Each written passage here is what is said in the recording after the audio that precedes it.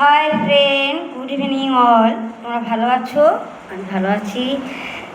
তা দেখো, সকালে তোমরা জিজ্ঞেস করছিলে আমি কেমন আছি। ভালো ছিলাম। দুপুরবেলা এত গরম ভাই যে রান্নাঘরে খুব শরীর ক্লান্ত লাগছিল, মানে মনে হচ্ছিলো যেন আর প্রাণ বেরিয়ে যাবে। খেয়েছি, খাবার রান্না করে ফ্যামিলি মেম্বারদের খাইয়ে দিয়েছি, বুঝেছো। কিন্তু নিজে খেয়েছি, আমার ফ্যামিলি, যে আমার হাজব্যান্ড এবং আমার যে ডটার আছে, তা আমি নিজে তারা খেতে বলছি, কিন্তু আমি এত গরমে মানে মাথা ঘুরছে এবং গা গোলাচ্ছে, মনে হচ্ছে না খাই। আর বেশ বসে ঠান্ডা ঠান্ডা হয়ে এসেছে।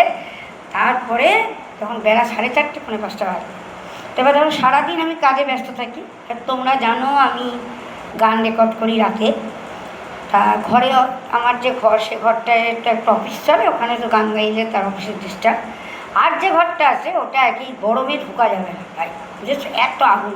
আমার এই সাইডে আমি খিবো বলে চেষ্টা করছি, কারণ আমার এই বারান্দায় লবিটুকু আমার, নিচেটা অন্য, যে ওখানে আমি যাইও না। নাবাওটা করতে হয়, এরিয়ার সাইড হলে তো অসুবিধা হবে না। আমার সাইডটা এখনও হয়নি। তা যাই হোক, আমাকে এখানে যে রাত্রেবেলা গান করতে পারার লোক আমার জানে যে আমি গান রেকর্ড করি। আমি তো কোনো অসভ্যতামি করছি না। তোমাদের কি মত? একটা মানুষ গানের শিশু, গান ফুল আর শিশু, যারা ভালো না বাসে তারা মানুষের পর্যায়ে পড়ে না, তারা অন্য অন্য লেভেলের মানুষ। গান সকলে ভালোবাসে, আবাল বৃদ্ধ বনিতা। শিশুকে যে কোনো মানুষ ভালোবাসে, আর ফুল তো আছেই। তা এই তিনটে জিনিসকে যারা না ভালোবাসে তাকে তোমরা মানুষ বলে মনে করো? আমার তো মনে হয় নয়, এবং সেটা স্বাভাবিক, মানে আলোচনার মধ্যেও পড়ে না তারা, ঠিক আছে। তা যাই হোক, আমার বাড়ির সদস্যরা, আমার শ্বশুরমশাই শ্রদ্ধেয় শিবনারায়ণ মুখোপাধ্যায়, উনি ওনার সন্তানদের যথাযোগ্য শিক্ষা দিয়েছিলেন, গান শিখিয়েছিলেন, তবলা শিখিয়েছিলেন। তাদের মধ্যে মানে আমার স্বামী অতটা এ করে না, জানে তো, সে আমি গানের প্রশংসা শুনে এসেছি। মনে আমার আউটসাইডাররা তারা মানে শিখেইছে, শিক্ষাটাকে আমার শ্বশুর চেষ্টা করেছেন, প্রত্যেকটা ছেলেপেলেকে শিখিয়েছেন। সে মানে আমার আত্মীয়রা, ফ্রেন্ডে আছে, তারাও জানে। তা যাই হোক, তা আমার এই রাত্রের সময় পাই ভাই, আর শীতকাল হলে ওই ঘরটায় আমি ঢুকে যাই। গরমে তো ওই ঘরটায় টেকা যায় না। আর আমার যে ঘরটা, সেটাই ক্লাস হচ্ছে, মানে অফিস চলছে। আর আমার সারাদিন তো আমায় কাজ করতে হয়। আমার ডান হাতের ব্যবস্থাটা তো রান্নার লোক করে দেবে না যে আমি বসে বসে গান গাই। তাও আমি সকালের দিকে করি। দুদিন আমার দিদি নেই, এখন আমি সকালটাই করে নিই, জানো তো। কিন্তু দুদিন কাজের যে আমাদের যে দিদির কথা বলি, বিরাজি বলি না, সেই দিদি পুজোর ব্যাপারে উনি এনগেজ আছেন, তা আসবেন না। সকালের দিকটা আমি মানে রান্নার পর হাজব্যান্ড সহযোগিতা করছে, কিন্তু তার সাথে রান্নাই হয়, মানে মাছ, মানে একটু হেল্প, মাছ টাছ ধুয়ে দিল বা একটু হেল্প করছে, কিন্তু বাসন টাসন মাছ দিতে হবেই। খাবোটা কিসে, রাঁধবোটা কিসে, তাই না? তা সেগুলো করবো না আমি নিজের গানটা করবো? তোমরা জানো, তোমরা সবসময় জিজ্ঞেস করো দিদি এত ব্যস্ত। সংসারে সবাই ব্যস্ত, ব্যস্ততার ভাগেই আমরা ফেসবুক করি। এখন এই জন্য রাতে গাইতে হচ্ছে, তারা সবাই জানে। আর গান প্রত্যেকে ভালোবাসে। আমি গান জানি, পাড়ায় জানতো না। আমি বলেছি না তোমাদের, রান্নাঘরে রান্না করতে করতে গান গাই। এইবারে বেড়াতে গেছি, তারা জিজ্ঞেস করছে তুমি গান জানো? যে হ্যাঁ অবশ্যই। তবে গান জানি। গানটা ওই বিয়ের আগে বাবার ওখানে বিসর্জন দিয়ে দিয়েছিলাম।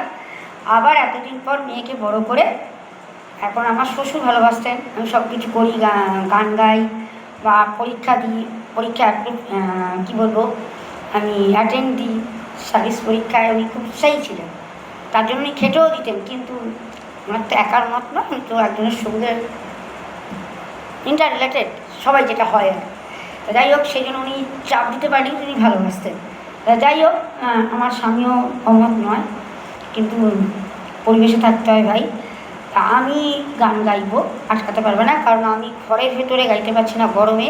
আমার ঘরে অফিস চলছে, স্বাভাবিক এই গরমে অফিসের মানুষ নিচেতে টিকতে পারছে না।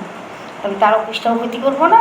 আর এবার কাজের লোকটা দুদিন নেই বলে দিনের বেলা এতটুকু টাইম পাচ্ছি না, কালকেও পাবো না, কালকেও আসবে না, সেই পরশুদিন সকাল। তা যাই হোক, সমস্ত দ্বিধা কাটিয়ে আমি তোমাদের সামনে গান গাইব। এইসব গান চিরনবীন, চিরনতুন, চির অবিস্মরণীয়, এবং এই গানগুলো কোনো দিনও পুরনো হবে না। এখনকার আধুনিক অনেক গান আছে, যে গানগুলো হয়তো আমরা পারবো না, এখনকার গায়িকারা গান, কিন্তু এখনকার জেনারেশন যারা আছে তারাও এসব গানগুলো কিন্তু শোনে, কেন ভালো লাগে শুনতে।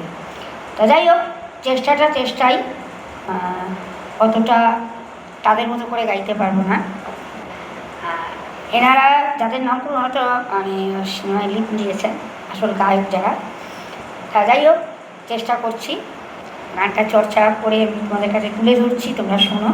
30 সেকেন্ড সময়, তার আগে কিছু বলে নিলাম, আমার মনের কথা, বাস্তব সত্যিটা তোমাদের কাছে তুলে ধরলাম। গানটা করছি, শোনো।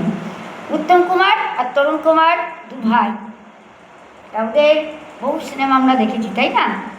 আমাদের সময়কার দিদিরা নিশ্চয়ই তোমরা দেখেছো, তাই তো? আর তাদের অভিনীত বইয়ের গান আমি তোমাদের সামনে তুলে ধরছি, চেষ্টা করছি মাত্র ভুল ত্রুটি মার্জনীয়। দোলে দোদুল দোলে ঝুলনা, দোলে দোদুল দোলে ঝুলনা, দোলে কৃষ্ণ দোলে ঝুলনা, দোলে রাই দোলে ঝুলনা, দোদুলনা তুলনা তুলনা, দোলে দোদুল দোলে ঝুলনা, দোলে দোদুল দোলে ঝুলনা, দোলে কৃষ্ণ দোলে ঝুলনা, দোলে রাই দোলে ঝুলনা, দোলে দোদুলনা তুলনা তুলনা, দোলে দোদুল দোলে দুলনা, দোলে দোদুল দোলে ঝুলনা, দোলে কৃষ্ণ দোলে ঝুলনা, দোলে রাই দোলে ঝুলনা, দোলে দোদুলনা তুলনা তুলনা, দোলে দোদুল দোলে ঝুলনা, দোলে দোদুল দোলে ঝুলনা। গানটা কতটা ঠিক করতে পারলাম জানি না, চেষ্টা করলাম। তোমরা শুনো এবং আমার পাশে থেকে আমাকে এগিয়ে নিয়ে যেও।